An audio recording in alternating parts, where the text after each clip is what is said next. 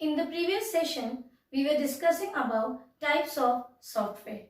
We came to know that there are three types of software: system software, application software, and utility software. But do you know the third type of software is not mandatory to be in your system? If it is not there in your system, if you do not install or have utility software in your system, then also the system will work. But yes, when you add these type of software, the effectiveness of the computer, the efficiency gets increased. The working of the system becomes much more better than before. What is the reason? I will tell you, but let me explain you this with a small example. In your classroom, or when we talk about having a teaching session, what are the basic requirements to have a teaching session? We need a teacher, group of students, a place where the teaching session can continue. Also, we need a teaching aid like blackboard where the teacher can explain. Correct? But what do you have in your classroom? More than this, you will find in your classroom. You have smartboard, you have blackboard, then you also have benches, you have tube lights, you have fans. So without fans, without benches also, one can take the knowledge from the teacher and the teacher can explain without all these extra facilities provided by the school. Correct? But what happens if these type of facilities are given? It is not important. In many schools, they do not have such facilities what you have in your school.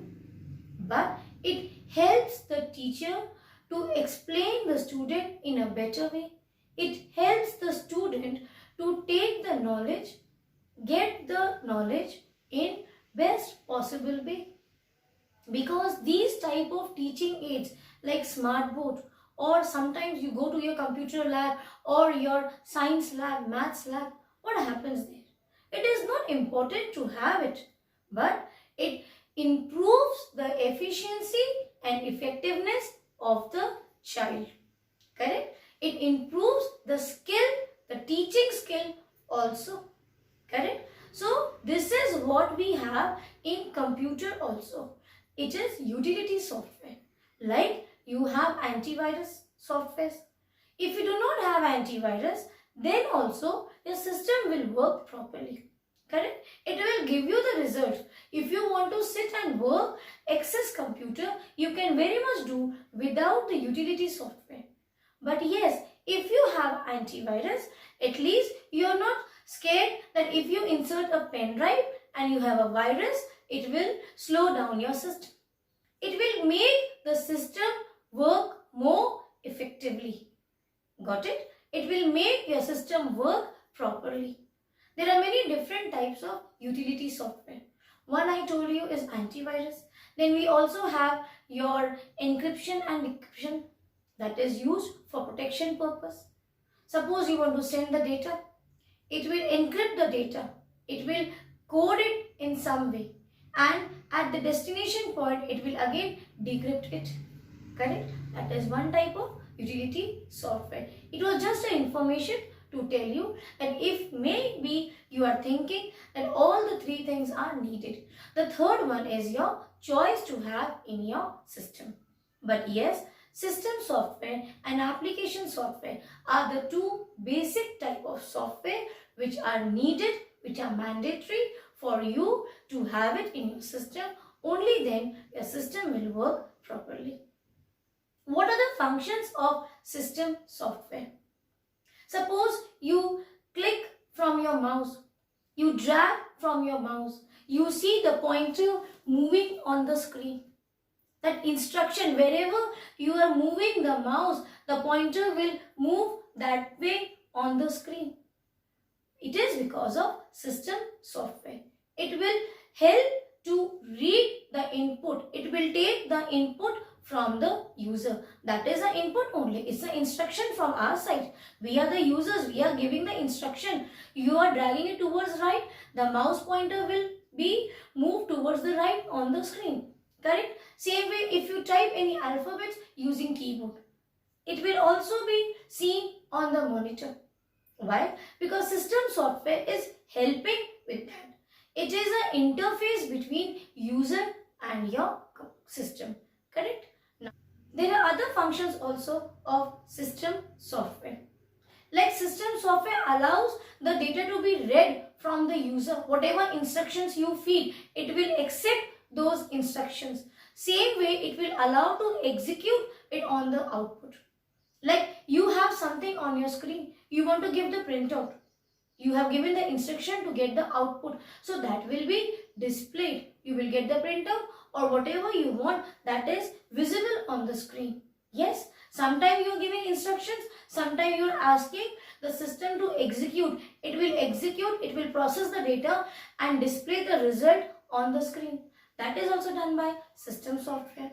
In managing the entire system inside, we have discussed, that is done by system. Managing your file or memory, all that is done by system software. Apart from that, if you want to interact with the hardware, you want to change the hardware settings, that is if you want to access control panel and you want to increase the volume or you want to add some hardware, you want to change the hardware, yes, settings, so all that can be done using your control panel. So you can change, you can interact with the hardware also using your system software only. Correct? Now, when we talk about types of system software, we have discussed that there are 4 types of system software: operating system, language processor, device drivers, and utility software. Correct? This much we have discussed.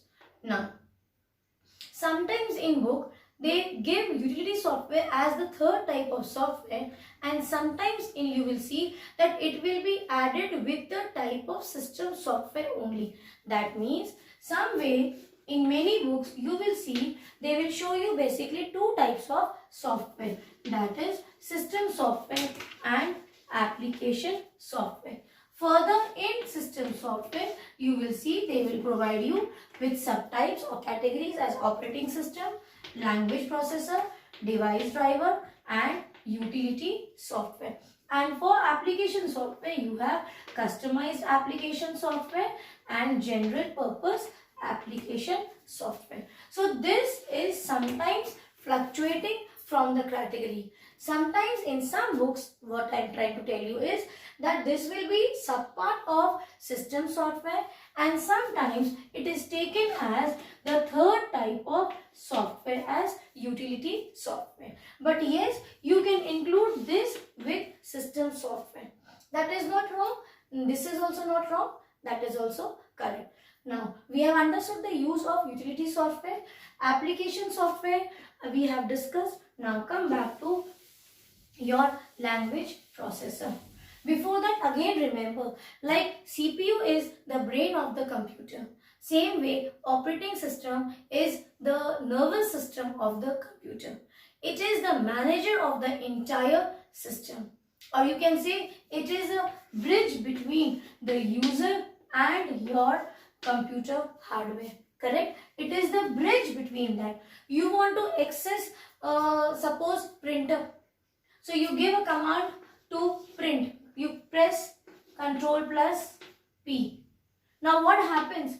You want to interact with the hardware. So its related software files are installed in the computer that will instruct. That is done by operating system.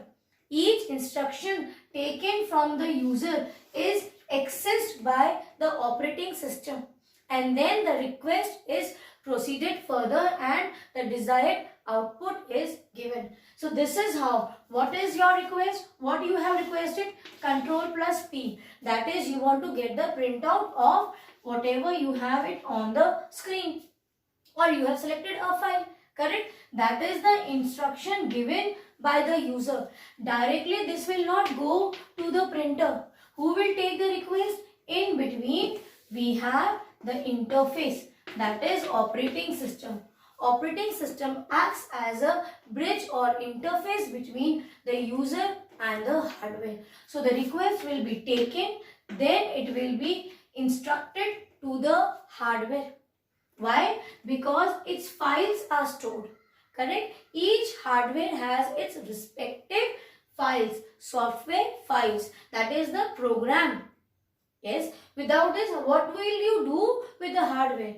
You have a CD drive. Correct? You have a plate. But if you do not have drives program, that is the setup. You know, in some of the hardwares, when you install, you have to first run the setup. That is the program of that related hardware. That is read by the operating system, and operating system will instruct that program only, that you go and give the printout. That is why the overall request and function is done or managed by the operating system. You want to get the result. You have given some arithmetical calculation work, that will also be handled by operating system. It's a request. You want to read the input, that is a request, will go to operating system. You want to read the memory file, how much memory is left. You want to erase something, you want to rename that thing. All these things are accessed by the help of operating system. Unknowingly it is happening. We do not know that somebody is in between us and the system, but that somebody is Mr. Operating System.